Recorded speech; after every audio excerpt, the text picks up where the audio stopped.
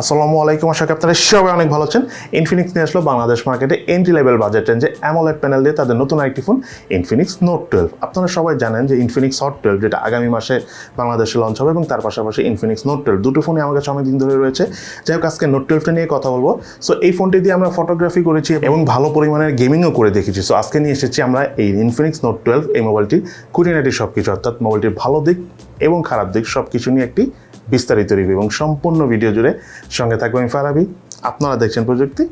চলুন তাহলে শুরু করি। এই মোবাইলটার বক্স কন্টেন্টের কথা বলতে গেলে মোবাইলটা আসলে আমরা ফুল বক্স টাকারে পাইনি, জাস্ট ফোনটি পেয়েছি। সো বক্সে কী কী থাকতে পারে বা কী কী রয়েছে সে ব্যাপারে আমাদের ক্লিয়ার কোনো আইডিয়া নেই, তাই আপনাদের সাথে সেটা শেয়ার করতে পারছি না। বাট এই মোবাইলটার ডিজাইন এবং আউটলুকের কথা বলতে গেলে পলিকার্বনেট তৈরি মোবাইলটি দেখতে বেশ স্টাইলিশ এবং রিয়ার প্যানেলে রয়েছে ম্যাট টেক্সচারের এক ধরনের স্টাইলিশ ফিনিশিং দেওয়া। সেই সাথে রিয়ার প্যানেলে ক্যামেরা হাউজে রয়েছে 50 মেগাপিক্সেলের ট্রিপল ক্যামেরা সেটআপ। আমার কাছে থাকা এই মোবাইলটি কালার ভেরিয়েন্টের নাম হলো ফোর্স ব্ল্যাক। এই মোবাইলটির কিন্তু আরো দুটো কালার ভেরিয়েন্ট রয়েছে। এই মোবাইলটার ইন হ্যান্ড ফিলের কথা বলতে গেলে 6.7 ইঞ্চের ডিসপ্লে সহ মোবাইলটির থিকনেস হলো 7.9 মিলিমিটার এবং ওয়েট হলো 184 গ্রাম। বিশাল সাইজের এই মোবাইলটি সিঙ্গেল হ্যান্ড আসলে ওইভাবে খুব একটা কমফোর্টেবল ভাবে ইউজ করা যায় না, তবে দুই হাত দিয়ে আবার ইজিলি ইউজ করা যায়। বাটন এবং পোর্টসের কথা বলতে গেলে মোবাইলের রাইট সাইডে রয়েছে ভলিউম রকার এবং পাওয়ার বাটন এবং এই পাওয়ার বাটনটি সাইড মাউন্টেড ফিঙ্গারপ্রিন্ট স্ক্যানার হিসেবে কাজ করে। মোবাইলটির লেফট সাইডে রয়েছে সিম কার্ডটা, যাতে দুটি সিম কার্ডের পাশাপাশি রয়েছে ডেডিকেটেড ভাবে মেমোরি কার্ড ইউজ করার অপশন। মোবাইলটার উপর অংশে কিছু নেই। মোবাইলটার নিচের অংশে রয়েছে main speaker, primary mic, type C USB charging port এবং 3.5mm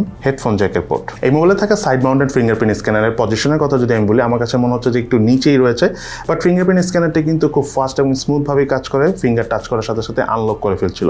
সেই সাথে মোবাইলে থাকা ফেস আনলক সিস্টেমটিও যথেষ্ট ফাস্ট এবং স্মুথ ভাবেই কাজ করে। এছাড়া মোবাইলটিতে ইম্পর্টেন্ট প্রায় সব ধরনের সেন্সরসও রয়েছে।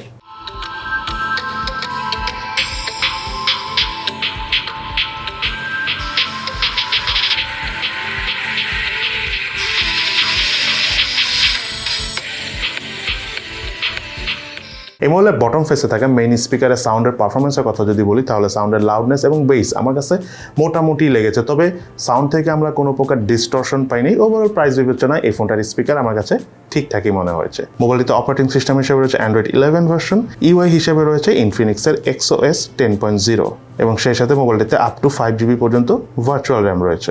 এই মোবাইলটিতে রয়েছে 6.7 ইঞ্চি সাইজের অ্যামোলেড প্যানেলের ডিসপ্লে এবং সেই সাথে মোবাইলটির রেজুলেশন হলো 2400x1080 pixel. Display pixel density হলো 393 পিপিআই। আউটডোরে লাইট কন্ডিশনে মোটামুটি কমফোর্টেবল ভাবে ইউজ করতে পারলেও বেশি আলো অর্থাৎ সানলাইট কন্ডিশনে মাঝে মাঝে একটু প্রবলেম হচ্ছিল, তবে বেশিরভাগের সময় আমরা আউটডোরে শান্তিতে ইউজ করতে পেরেছি। ডিসপ্লে টু বডি রেশিওর কথা বলতে গেলে ডিসপ্লের ভেজেল এরিয়া আমার কাছে একদম ঠিকঠাক লেগেছে। চিন এরিয়াটাও আমার কাছে অন এন এভারেজ লেগেছে প্রাইস বিবেচনায়। সেই সাথে ডিসপ্লের ঠিক উপরে সেন্টারে রয়েছে water drop selfie camera. Multitasking এর কথা বলতে গেলে ওভারঅল পারফরমেন্স বেশ ভালোই ছিল। মোটামুটি হেভি ইউজ করার পাশাপাশি অনেকগুলো অ্যাপসও ব্যাকগ্রাউন্ডে রান করে আমরা খুব ইজিলি সলভ করে ইউজ করতে পেরেছি। মোবাইলটিতে রয়েছে ওয়াইড ভেইন L3 সাপোর্ট। এই মোবাইলটিতে রয়েছে মিডিয়াটেক হেলিও G88 প্রসেসর। এটি একটি অক্টাকোর প্রসেসর যার ট্রানজিস্টর সাইজ হলো 12 ন্যানোমিটার। সেই সাথে মোবাইলটিতে জিপিইউ হিসেবে রয়েছে মালি G52।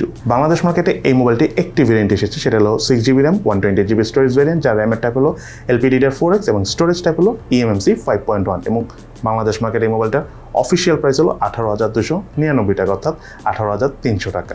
এই মোবাইলটির স্টোরেজ স্পিড চেক করতে চাই, রিড স্পিড পেয়েছি আমরা 205 megabyte per second, right speed পেয়েছি 53 মেগাবাইট পার সেকেন্ড। মোবাইলটির আন্তর্জাতিক স্কোর পেয়েছি আমরা 2,58,701, বেঞ্চমার্ক স্কোর পেয়েছি সিঙ্গেল করে 371, মাল্টি করে 1338।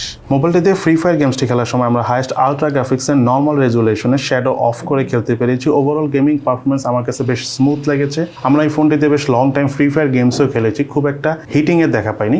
কিছু সময় হালকা পাতলা ফ্রেম ড্রপ করে, বাট সেটা ঠিক আছে এই প্রাইস বিবেচনা ফোন হিসাবে। অপরদিকে পাবজি গেমসটি খেলার সময় আমরা হাইয়েস্ট এইচডি গ্রাফিক্সে হাই ফ্রেম রেটে খেলতে পারলেও সবচেয়ে বেস্ট পারফরমেন্স পেয়েছি আমরা ব্যালেন্সড গ্রাফিক্সে আলট্রা ফ্রেম রেটে। ওভারঅল বেশ স্মুথ ভাবে পাবজি গেমসটা খেলতে পেরেছি। লং টাইম পাবজি গেমসটা খেলার সময় হালকা একটু হিটিং হচ্ছিল, কিছুটা ফ্রেম ড্রপ এবং ল্যাগিং এর দেখা পেয়েছি এই গেমসটি খেলার সময়, বাট স্টিল আমার কাছে এই মোবাইলটার গেমিং পারফরমেন্স এই প্রাইস বিবেচনা এই ফোন হিসাবে ঠিকঠাকই লেগেছে। মোবাইলটি দিয়ে আমরা কল অফ ডিউটি গেমসটি খেলতে পেরেছি হাইয়েস্ট মিডিয়াম গ্রাফিক্সে হাই ফ্রেম রেটে, বেশ স্মুথ পারফরমেন্স পেয়েছি। আর যেহেতু কল অফ ডিউটি একটা optimised game, so overall performance খুবই ভালো লেগেছে। সো যারা আপনারা কল অফ ডিউটি গেমসটা মেইনলি পছন্দ করে থাকেন তাদের কাছে এই ফোনে কল অফ ডিউটি গেমের পারফরমেন্স অনেকই ভালো লাগবে। সেই সাথে মোবাইলটি দিয়ে আমরা H1N গেমসটি খেলার সময় মোবাইলে থাকা ডিফল্ট গ্রাফিক্স সেটিংয়ে বেশ ভালোভাবে খেলতে পেরেছি। কোনো প্রকার ল্যাগিং এবং ফ্রেম ড্রপের দেখা পাইনি। লং টাইম গেম প্লে করতে পেরেছি বেশ শান্তিতে। আমাদের কাছে ওভারঅল খুব ভালোই লেগেছে এই মোবাইলটিতে H1N গেমসটি খেলে। এই মোবাইলটার হিটিং এর কথা বলতে গেলে আমরা এক্সট্রিম লেভেলের হিটিং এর দেখা পাইনি। লং টাইম গেম প্লে করলে স্পেশালি পাবজি গেমসটা খেলার সময় আমরা কিছুটা হিটিং হিটিংয়ে দেখা পেয়েছি, সেই সাথে মোবাইল ডাটা দিয়ে ভিডিও ওয়াচ করার সময় আমরা হিটিংয়ে দেখা পেয়েছি, যেটা অবশ্য খুবই স্বাভাবিক। তবে কিছুক্ষণ সময় দিলে ফোনটা আবার আগের মতো ঠান্ডাও হয়ে যায়। এই মোবাইলটি রিয়ার প্যানেলে রয়েছিল ট্রিপল ক্যামেরা সেটআপ, যার মেইন ক্যামেরাটি হলো 1.8 অ্যাপারচারের 50 মেগাপিক্সেলের ক্যামেরা। দেন আরেকটি ক্যামেরা হলো 2 মেগাপিক্সেলের 2.4 অ্যাপারচারের ডেপথ সেন্সর ক্যামেরা। দেন সর্বশেষ ক্যামেরাটি হলো QVGA রেজুলেশনের মনোক্রোম ক্যামেরা। 50 মেগাপিক্সেলের মেইন ক্যামেরা দিয়ে ছবি তোলার সময় অবজেক্ট মোটামুটি ভালোভাবেই ফোকাস করা যাচ্ছিল, ছবির ডিটেলস মোটামুটি ধরে রাখতে পারছিল। ছবি তোলার পর অবশ্য এক্সট্রা একটি কালার বুস্ট করছিল, আবার সামটাইমস কিছু কিছু ছবি ওভার স্যাচুরেটেড করে ফেলছিল। তবে আউটডোরে সানলাইট কন্ডিশনে বেশ ভালোই ছবি ওঠে এই মোবাইলটির মেইন ক্যামেরা দিয়ে।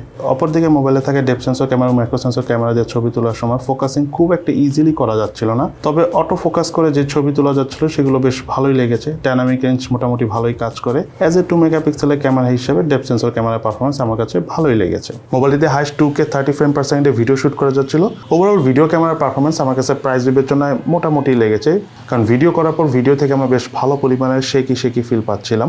সেই সাথে মোবাইলটিতে আরও রয়েছে টাইমলেস ফিচারের মাধ্যমে ভিডিও শুট করার পাশাপাশি স্লো মোশনে ভিডিও শুট করার সুবিধা। মোবাইলটির ফ্রন্ট ফেসে রয়েছিল 16 মেগাপিক্সেলের 2.2 অ্যাপারচারের সেলফি ক্যামেরা এবং তার পাশাপাশি রয়েছে dual LED flash light. Selfie ক্যামেরার পারফরমেন্সের কথা বলতে গেলে যারা একটু সোশ্যাল মিডিয়া রেডি ছবি পছন্দ করেন, যারা একটু কালার বুস্ট পছন্দ করেন, তাদের কাছে অনেক বেশি ভালো লাগবে এই মোবাইলটির ফ্রন্ট ক্যামেরার পারফরমেন্স। ছবি তোলার পর বেশ সুন্দরভাবে রেড অ্যান্ড পিঙ্ক কালারটা বুস্ট করছিল, ডাইনামিক রেঞ্জও ঠিকঠাকভাবেই কাজ করছিল। ওভারঅল আউটডোরে সানলাইট কন্ডিশনে খুব সুন্দর সোশ্যাল মিডিয়া রেডি ছবি উঠছিল এই মোবাইলটির সেলফি ক্যামেরা থেকে। ইনফিনিক্স নোট 12 এই মোবাইলটিতে রয়েছে 5000 মিলিঅ্যাম্পিয়ারের ব্যাটারি এবং সেই সাথে মোবাইলটিতে রয়েছে 33 ওয়াটের ফাস্ট চার্জার। যেহেতু মোবাইলটির সাথে আমরা কোনো প্রকার চার্জার পাইনি, সো আমাদের নর্মাল 18-20 ওয়াট চার্জার দিয়ে চার্জ করতে আমাদের 2 থেকে 2.5 ঘন্টার মতো সময় লেগেছে। তবে একবার ফোনটি চার্জ করার পর আমরা প্রায় 1.5 দিনের মতো চার্জ ব্যাকআপ পেয়েছি মোবাইলটি থেকে, স্পেশালি এত বড় ডিসপ্লে থাকার পরেও। সেই সাথে মোবাইলটিতে আমরা স্ক্রিন অন টাইম অর্থাৎ হেভি গেমিং এবং মাল্টিমিডিয়া কনজাম্পশন করে মোটামুটি চার্জ ব্যাকআপ পেয়েছি 4.5 ঘন্টার মতো।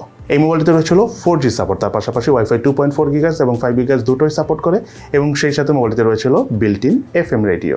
এবার চলুন আমরা জেনে নিই এই মোবাইলটির কী কী ল্যাকিংস অর্থাৎ দুর্বলতা রয়েছে এবং তার পাশাপাশি মোবাইলটির কী কী বেস্ট সাইড অর্থাৎ ভালো দিক রয়েছে। প্রথমে চলুন আমরা জেনে নিই এই মোবাইলটির কী কী ল্যাকিংস অর্থাৎ দুর্বলতা রয়েছে। এই মোবাইলটার নাম্বার 1 ল্যাকিংস হলো এই মোবাইলের স্টোরেজ স্পিড চেক করতে যে আমরা রিড স্পিড এবং রাইট স্পিড দুটোই অনেক কম পেয়েছি। তার মেইন কারণ হলো eMMC 5.1 ক্যাটাগরি স্টোরেজ। আসলে এই মুহূর্তে আমরা 13-14 হাজার টাকার ফোনগুলোতেও UFS 2.2, 2.1 ক্যাটাগরি স্টোরেজ দেখে থাকি। সো এই ফোনটাতে UFS 2.1 ক্যাটাগরি স্টোরেজ হলে ভালো হতো এবং সেই সাথে মোবাইলটিতে একটা নয়েজ ক্যান্সেলেশন মাইক থাকা উচিত ছিল এবং সেই সাথে রিয়ার প্যানেলে ক্যামেরা হাউসে এই QVGA রেজুলেশনের ক্যামেরা না দিয়ে এই জায়গায় একটা 2 মেগাপিক্সেলের ম্যাক্রো সেন্সর ক্যামেরা দিলে বেশি ভালো হতো। দেন যে কথাটা না বললেই না সেটা হলো ইনফিনিক্সের UI আগে থেকে ইমপ্রুভ হয়েছে, এটা সত্যি কথা। আগে প্রচুর পরিমাণে ব্লটওয়্যার থাকতো, আননেসেসারি অ্যাপস থাকতো, এখন কমে এসেছে, বাট স্টিল অনেক আননেসেসারি অ্যাপস রয়েছে। আমি মনে করি এই আননেসেসারি অ্যাপসগুলো এই মোবাইলে UI থেকে যদি ডিলিট করে দেওয়া হয় বা UIতে যদি না থাকে তাহলে আরও ক্লিন ফিল পাওয়া যাবে মোবাইলটা ইউজ করার সময়। দেন যে বিষয়টা না বলে নয় সেটা হলো এই ফোনটার প্রাইস 18,300 টাকা। এই মুহূর্তে মার্কেট বিবেচনায় আমার কাছে প্রাইসটা একটু বেশি মনে হয়েছে। আপনাদের কি মনে হয় মোবাইলটার প্রাইস কেমন হওয়া উচিত সেটা কিন্তু অবশ্যই ভিডিও নিচে কমেন্টস করে জানাবেন। এবার শুনে আমরা জেনে নিই মোবাইলটাকে কি বেস্ট সাইড রয়েছে। তার মধ্যে নাম্বার 1 হলো ইনফিনিক্সের ডিসপ্লে নিয়ে অলওয়েজ আমাদের কিছু কমপ্লেন ছিল যে ডিসপ্লেটা খুব একটা ভাইব্রেন্ট মনে হয়নি, বাট এই ফোনটার ডিসপ্লে আগে থেকে বেশ ইমপ্রুভ হয়েছে। মোস্ট প্রবাবলি AMOLED প্যানেলে ডিসপ্লে থাকার কারণে হতে পারে যে আমরা বেশ সুন্দর একটা ভাইব্রেন্ট ফিল পাচ্ছি মোবাইলটি থেকে এবং সেই সাথে 6.7 ইঞ্চি সাইজের ডিসপ্লে হওয়ার কারণে মাল্টিমিডিয়া কনজিউম করে যথেষ্ট ভালো লেগেছে এবং সেই সাথে যারা আপনারা অনলাইনে ক্লাস করেন, অনলাইনে মিটিং করেন, তাদের জন্য আসলে একটু বিগ ডিসপ্লে হলে আই থিঙ্ক ইউজ করে সুবিধাই পাওয়া যায়। দেন যেই কথাটা না বললেই নয়, যেহেতু এই মোবাইলটির সাথে আমরা শুনেছি যে 30 ওয়াটের চার্জার দেওয়া হবে এবং সেই সাথে মোবাইলটা আমরা লং টাইম ইউজ করে মোটামুটি বেশ ভালো চার্জ ব্যাকআপ পেয়েছি। আমি বলবো না যে অনেক দ্রুত ড্রেনিং হয়, যদি আপনি গেমস খেলেন একটু বড় ডিসপ্লে সেই ক্ষেত্রে একটু ড্রেনিং হবে, এটা খুবই স্বাভাবিক, বাট নর্মাল ইউজে মোটামুটি যেহেতু 1.5 দিনের মতো চার্জ ব্যাকআপ পেয়েছি আমার কাছে এটা ভালোই মনে হয়েছে। দেন যে কথাটা না বললেন না সেটা হলো এই মোবাইলটা দিয়ে আমরা গেমিং করেছি MediaTek Helio G88 processor. Gaming পারফরমেন্সের কথা বলতে গেলে PUBG, কল অফ ডিউটি এবং FreeFire এই গেমগুলো আমরা মোটামুটি সেমি মিড রেঞ্জ বলতে আর কি মিডিয়াম মিড রেঞ্জ আর কি, তাতে খেলে যথেষ্ট ভালো পারফরমেন্স পেয়েছি, ওভারঅল স্টেবল পারফরমেন্স পেয়েছি। ফোনটা থেকে হিটিংয়েরও দেখা পাইনি, ল্যাগিং করে বাট ওইভাবে করে না। এই প্রাইস রেঞ্জের অন্যান্য ফোনের থেকে আই থিঙ্ক এটা কম্পেয়ার টু কিছু দিক থেকে এগিয়ে থাকবে। ওভারঅল গেমিং আমার কাছে ভালো লেগেছে এই ইনফিনিক্স নোট 12 মোবাইলটিতে। দেন কথা বলবো মোবাইলটার ক্যামেরা নিয়ে। ক্যামেরা পারফরমেন্সের কথা বলতে গেলে রিয়ার প্যানেলের main camera performance outdoor condition specially Sunlight টাইমে ডে টাইমে যথেষ্ট ভালো লেগেছে। ইভেন সেই সাথে মোবাইলে থাকা ডেপথ সেন্সর ক্যামেরা পারফরমেন্স আমার কাছে প্রাইস বিবেচনায় এই ফোন হিসেবে ঠিকঠাকই লেগেছে। দেন যে কথাটা না বললে না সেটা হলো এই মোবাইলটা সেলফি ক্যামেরা পারফরমেন্সও 16 মেগাপিক্সেলের ক্যামেরা হিসেবে বেশ ভালো লেগেছে। ডাইনামিক রেঞ্জ, তার পাশাপাশি এজ ডিটেকশন এই ক্যামেরা দিয়ে যথেষ্ট ভালোভাবে করতে পারতেছিল। আমার কাছে সেলফি ক্যামেরার পারফরমেন্স আপ টু দ্য মার্কই মনে হয়েছে। দেন কথা বলবো মোবাইলটার ইউআই নিয়ে। এটা ট্রু, মোবাইলটাতে কিছু এক্সট্রা ব্লটার অর্থাৎ আননেসেসারি অ্যাপস রয়েছে, বাট অ্যান্ড্রয়েড 11 ভার্সনের অপারেটিং সিস্টেমের পাশাপাশি 5GB এক্সট্রা ভার্চুয়াল র্যাম সহ এই ইউআইটা আমাদের কাছে নর্মালি ইউজ করে কমফোর্টেবল লেগেছে। কোনো প্রকার অপটিমাইজেশন রিলেটেড ইস্যুস আমরা যতদিন ধরে ইউজ করেছি এখন পর্যন্ত আমরা পাইনি। ইনশাল্লাহ হতে পারে আগামীতেও পাবো না, বা আপনারা যারা কিনবেন হতে পারে ইনশাল্লাহ সেই প্রবলেম আপনারা পড়বেন না। বাট ওভারঅল ইউআই থেকে আমি সন্তুষ্ট। জাস্ট আননেসেসারি অনেক অ্যাপস রয়েছে, এই অ্যাপসগুলো যদি না থাকতো তাহলে আরেকটু ক্লিন ফিল পাওয়া যেত, এই আর কি। দেন সর্বশেষ কথা বলবো এই ফোনটি আসলে কাদের জন্য কেনা পারফেক্ট হবে। যারা মোটামুটি ডে টু ডে ইউজ করেন এবং রাফ অ্যান্ড টাফ ইউজ করেন, সেই সাথে যারা একটু গেমিং করেন, specially free fire type games আপনারা অনেক বেশি খেলেন, তাদের জন্য এটি একটি আদর্শ ফোন। এবং সেই সাথে যারা আপনারা অনলাইনে ক্লাস করেন এবং মিটিং করেন, তাদের কাছে এই ফোনটি অনেক ভালো লাগবে। সো এই হলো আমাদের ইনফিনিক্স নোট 12 এই মোবাইলটি সম্পূর্ণ বিস্তারিত রিভিউ। আপনাদের কাছে এই মোবাইলটি কোন দিকটি ভালো লেগেছে এবং কোন দিকটি ভালো লাগে নাই সেটা কিন্তু অবশ্যই ভিডিওর নিচে কমেন্টস করে জানাবেন। সবাই ভালো থাকেন, সুস্থ থাকেন, ইনশাল্লাহ দেখা হবে ফিউচারে।